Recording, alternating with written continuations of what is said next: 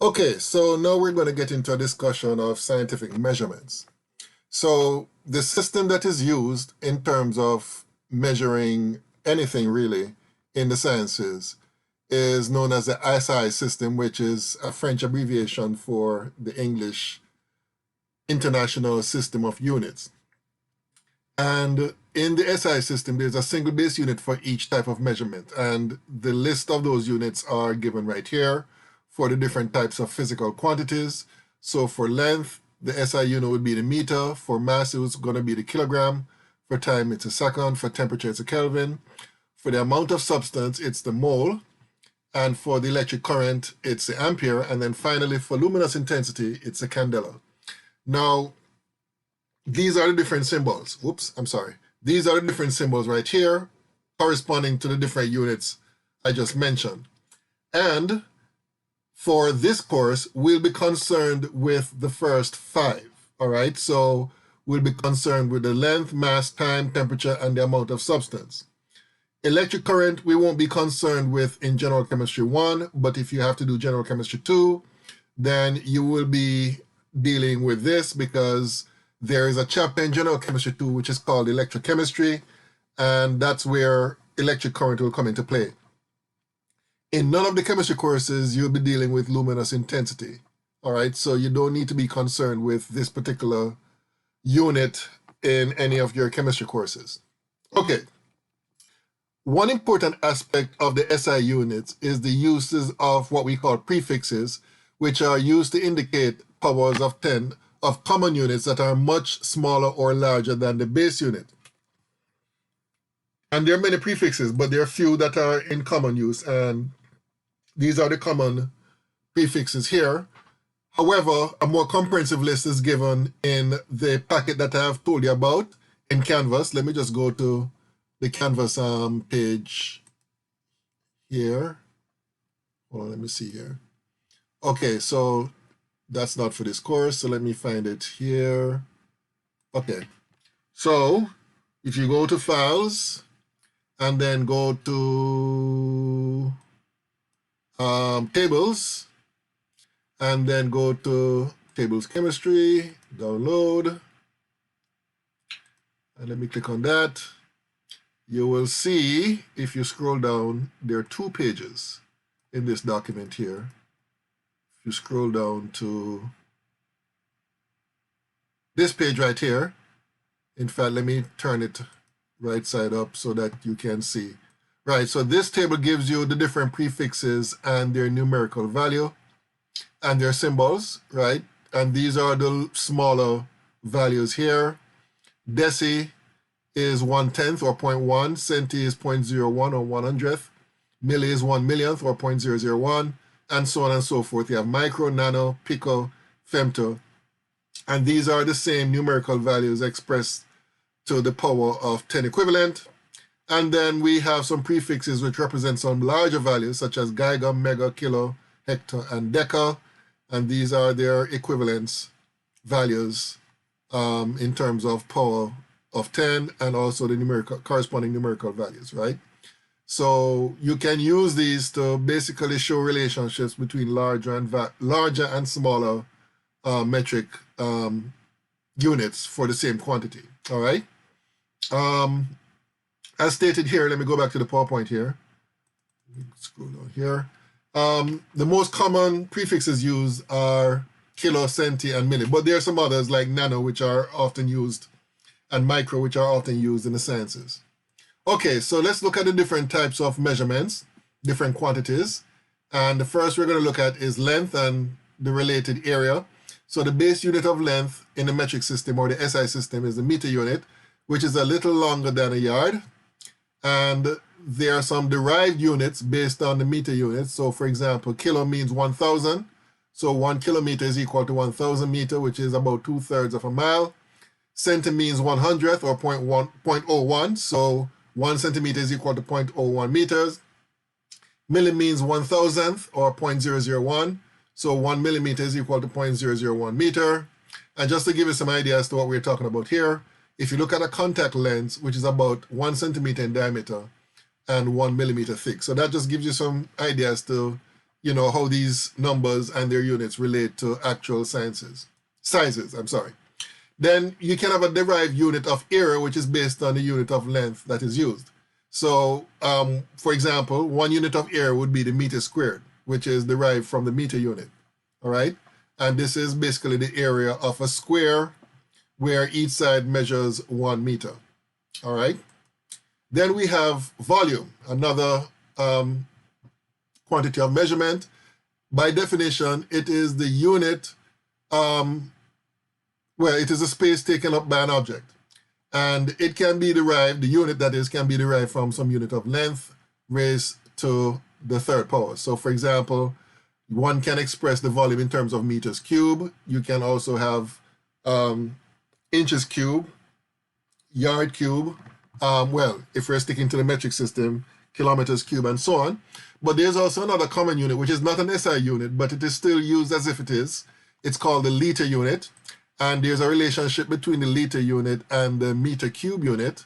Turns out that, and you can also use the prefixes in combination with that unit. So 1 milliliter is 1,000th of a liter, all right? And it turns out that 1 milliliter is equal to 1 centimeters cube, all right? In fact, there's a diagram here which shows you the different relationships between the different metric units. So basically, as we said before, 1 centimeter is equal to 1 milliliter. Now, here we have a situation where we construct a larger cube based on smaller cubes that are stacked on top of each other from bottom to top and along the length as shown here. Each cube has a centimeter length edge, so therefore the volume of each cube is 1 centimeter. So if you have 10 cubes arranged this way, 10 cubes stacked, 10 cubes stacked up and 10 cubes stacked this way to get a larger cube shown here, then the volume of this larger cube would be 10 times 10 times 10, which is 1,000 centimeters cube, right? And 1,000 centimeters cube would be, let me do some writing here.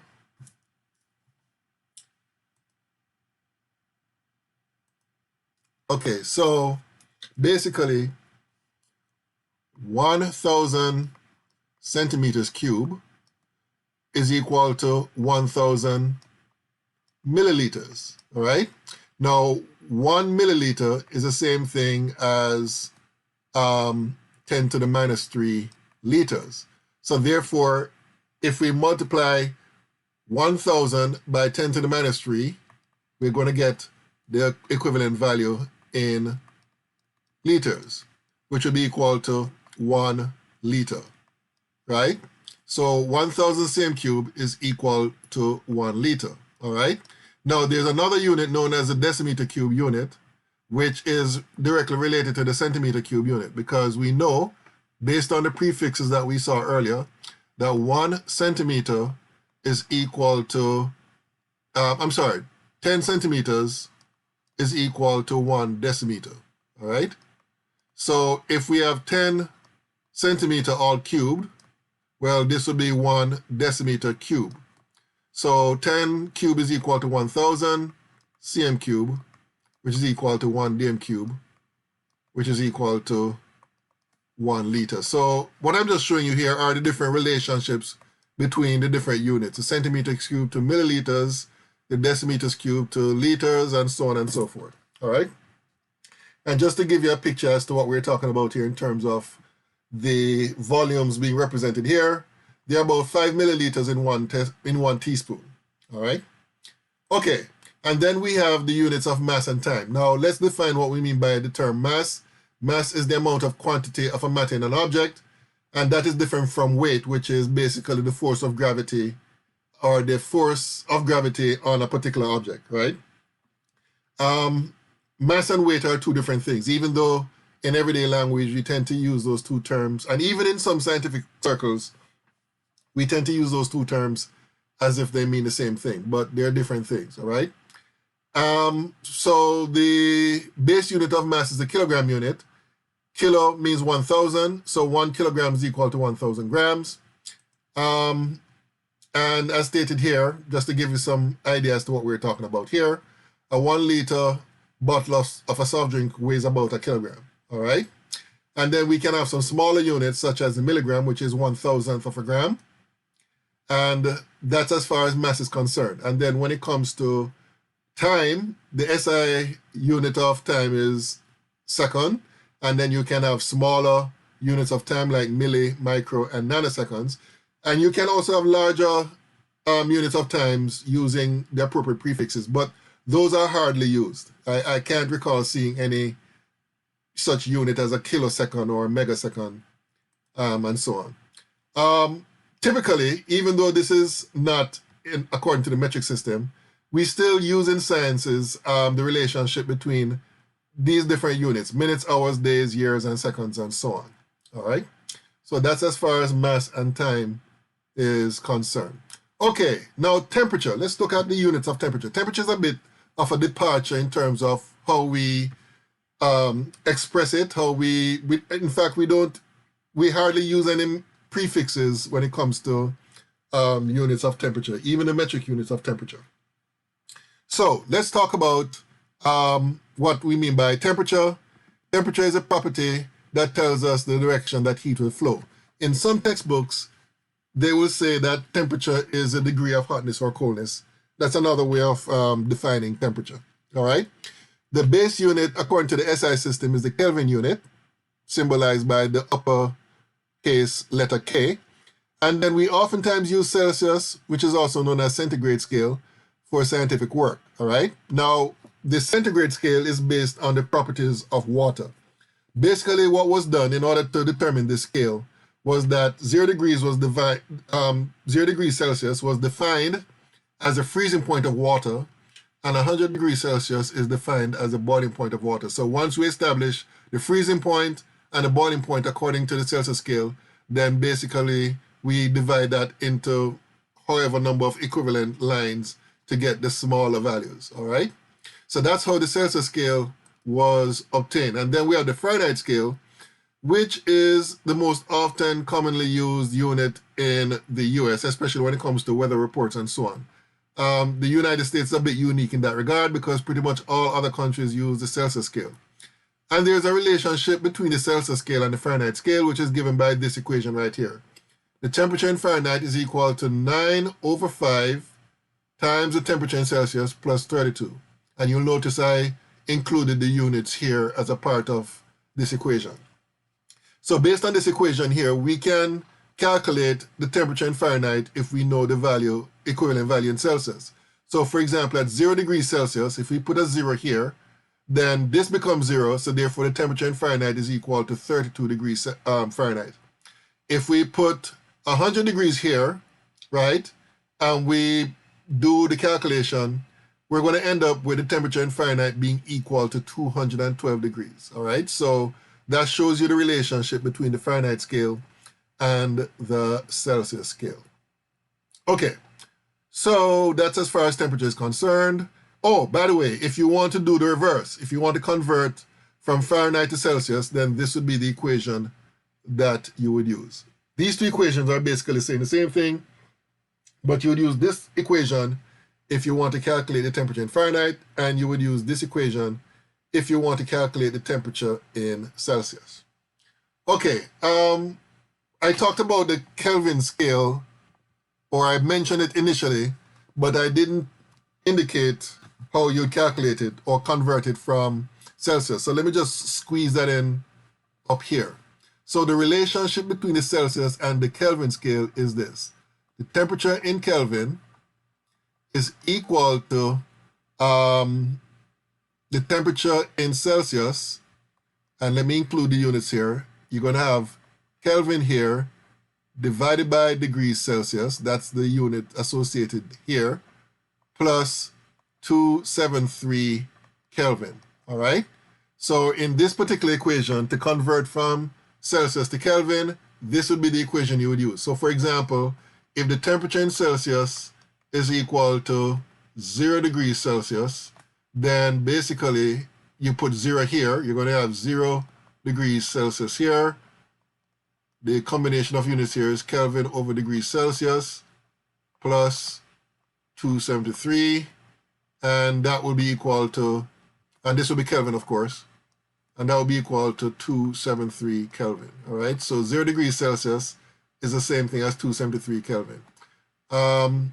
If the temperature is 100 degrees Celsius, which would be the boiling point of water, then you're going to have 100 degrees Celsius multiplied by Kelvin over degrees Celsius plus 273. This unit will go with that. So this will work out to be equal to 373 Kelvin. All right. So that's basically the relationship between the Kelvin unit and the Celsius unit. Okay, enough of that. So let's move on now to this example. This question says, at home, you like to keep the thermostat at 72 degrees Fahrenheit. While traveling in Canada, you find that the room thermostat is calibrated in degrees Celsius. To what Celsius temperature would you need to set the thermostat to get the same temperature you enjoy at home? So the first thing I'll do is write down the relationship between the Celsius and the Kelvin. The temperature in Celsius would be equal to 5/9 times the temperature in Fahrenheit minus 32. All right, and this would be degrees Fahrenheit, and the units here would be degrees Fahrenheit down here, and Celsius above. All right, so all I'll do is put the numbers in. So let me do that down here. So degrees Celsius, I'm sorry folks, let me erase this here. Erase. Okay, go back to pen. Okay, so here I would write down degrees Celsius over degrees Fahrenheit multiplied by 5/9 times temperature in Fahrenheit, which is 72 degrees, minus 32 degrees Fahrenheit. And let me do my calculation here. So 72 minus 32 is equal to 40. So this part here will be equal to 40 degrees Fahrenheit times 5/9 degrees Celsius over degrees Fahrenheit. These two will cancel out here and here. And let me do that, multiply by 5, divide by 9. So according to my calculation, this works out to be equal to 22 degrees Celsius. All right, so that's basically how you would do that particular problem. All right. Okay, so I'm going to stop here for this video.